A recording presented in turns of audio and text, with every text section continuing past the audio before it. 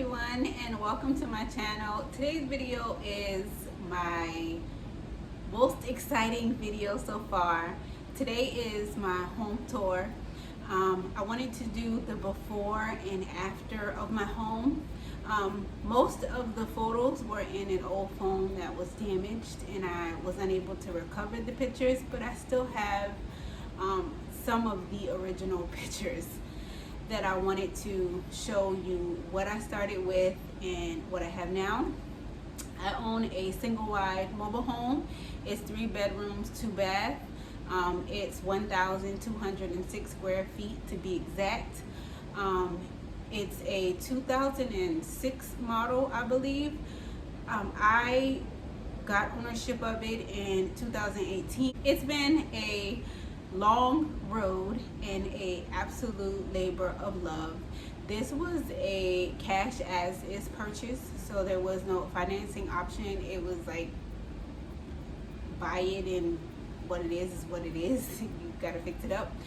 So we spent all our money on the purchase of the home, and it took a while to get it to where it is. We originally we needed a new roof and we needed new flooring.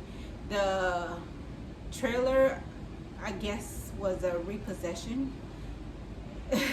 So it they tore it up. they really tore it up. So it's been a lot of years. It's gone through a lot of different design aesthetics in here, but I have been watching videos lately of people who are just starting out. They've had their home for a year or 2 years and they're fixing it up, and it's getting me excited watching them because it seems stressful in that when you're getting appliances, because you got to buy appliances and you're fixing things, buying new hot water heaters, it seems stressful, but I look back on it and those are some of my greatest memories, because anytime I feel like I can't do something, I remember all the milestones I've crossed over and accomplished in this house. Like, I've done things I did not know I could do. Like I said, we bought the home in November of 2018. 3 weeks later, my father passed away. I was raised by just my father, so I took it hard. I battled 6 years of utter depression after his death, but my father owned a flooring company. He taught me how to do hardwood flooring and vinyl and carpet, and I did all of that. And here I feel like he was with me. If I had to do it today, I don't know if I could on a level that I did then, because I feel like he literally was with me. This is not my starter home. It is my first home, but this is my forever home. I feel like my dad is here. He is here. He is with me in here. I know wherever I go, he's with me, but this home kept me. Like, the projects in this home kept me connected to him, which helped in many ways keep my sanity. Yeah, it's forever. It's forever. And yeah, I feel like my dad helped us to turn this mobile home into a actual home. So I will always have it. But I wanted to just share the before and after progress for everyone who is new, who just got a fixer-upper and they're working on it, to let you know that I'm excited for you and it's gonna be an amazing transformation. But I'm so proud of the work that I've put in here. So I'm not gonna talk your head off. I'm gonna do the tour and then I'll come back and tell you about some projects that I want to work on and some things that I still need to do. So let's jump in.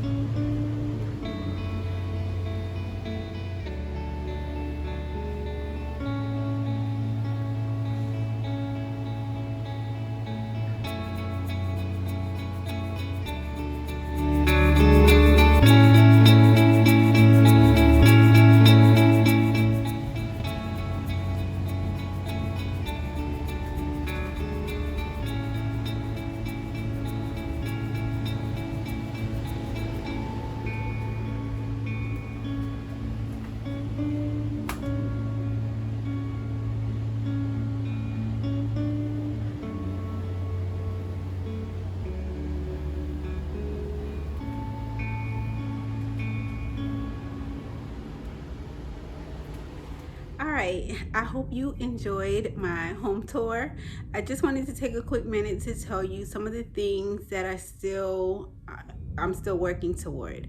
So I started off the video with the entry into my home because on my vacation, the second week in March, I started a patio project. I want to complete that project in the month of May, definitely. And I've been working in the kids' bathroom. I put in a new toilet and a new sink all by myself. So proud of myself. But I want to finish up that project. I still need to add some. I'm going to do like a backsplash with towel. And I'm thinking about toweling the bathroom floor. So there's still some work I want to do there. Jordan Broom, he has a ton of pictures from kindergarten, first grade that I took off the wall because I want to frame them. So I want to do like a little gallery of all the different years for him in his bedroom. The freezer in there is my meat freezer, which will stay, but the spot by the meat freezer, I want to get a dresser for him because I use his closet as storage. Storage is a huge issue for me.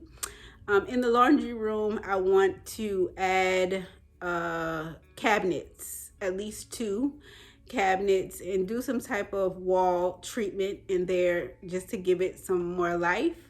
I want to get a carpet for my bedroom. So there's still things I want to add, but my main focus this year was to fully fund my emergency fund. So if I'm out of work for a year, I could cover all of my expenses, which I did. And now I'm working on doing a year's worth of food for the same reason. If I'm ever out of work, my money can go further if I don't have to buy groceries. So the projects that I have or I still want to do, sorry about the plane. I live near a fly zone, so yeah. Anyway, the projects that I still want to do are taking a back seat to basically making sure that I'm creating financial security as far as money and food for if I'm ever out of work. The company that I work for has integrated AI technology, and I want to be comfortable if I'm out of work. So that's been taking precedence. Even though small things like a rug you could buy, I gotta work it in the budget, and my budget is highly focused on, like I said, getting the emergency fund fully funded, which I've already done, but getting a year's worth of food, and I'm 6 months in. But anyway, I hope you enjoyed my home tour. I will take you along as I finish the patio, as I do the backsplash in the bathroom, add cabinets, all the little things that I want to do. I will take you guys along.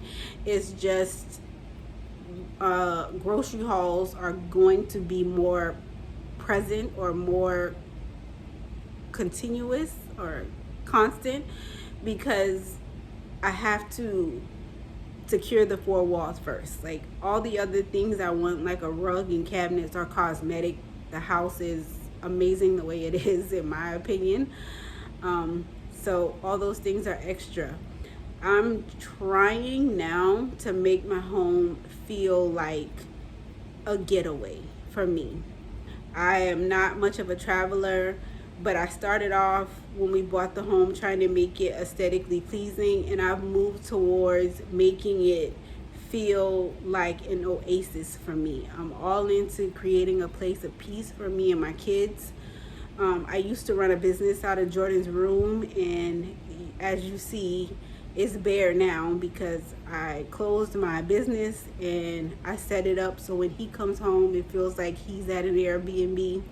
I want the option of creating a space for my kids to always know they can come home.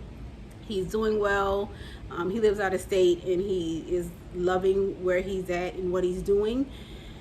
But as kids age, I feel like home is like a hospital. No one lives at the hospital, but if you need mentally to come reset, financially reset, you get to come home and restore, refresh, get yourself together and go back out in the world. Because I know now that life with parents is different than life without parents. So as long as I'm alive, their room is going to be their room, and it's going to, everything about how the house is set up is going to create tranquility for them to know that if your soul needs a place to restore, you're welcome here. You're supposed to be here. There's space for you here. So his room is not a guest room. Nobody sleeps in that room but him. Nobody sleeps in my house but my kids. But I do want my kids to always know that as long as I'm here, you don't have to do life alone. I have to see, I always tell them, like, I got to see that you can stand on your own, so I know that when I'm not here, you're going to be okay. So I do need you to mature into the man that God intended you to be. But I know at 21, you're just starting off, and life is going to throw so many curveballs before he gets to see my age. And some between where he is and where I am, I know he's going to need a reset, even if it's just for a weekend, even if it's just for when he's on vacation. He's going to need a place to retreat and have peace and not have to worry about anything. Which is why when I was talking about stockpiling, I said I still divide the meat for the three of us, because I'm always creating a culture that lets them know there's space for you here. You're supposed to be here, because life with parents is different than life without parents. I can't stress that enough. So while I'm here, we're doing life together, and whatever I can do as a mom to ease it, I'm gonna do it regardless of what society says is acceptable. I know what they don't know, that when you have a parent that don't play about you, that's gonna show up for you every time. And I had that. And you lose it, the world changes. And I'm gonna show up for my kids how my dad showed up for me, because they deserve that. And yeah, anyway, this got a little emotional, which it wasn't supposed to. But I hope you enjoyed the video, and I look forward to more content. Have a great Tuesday.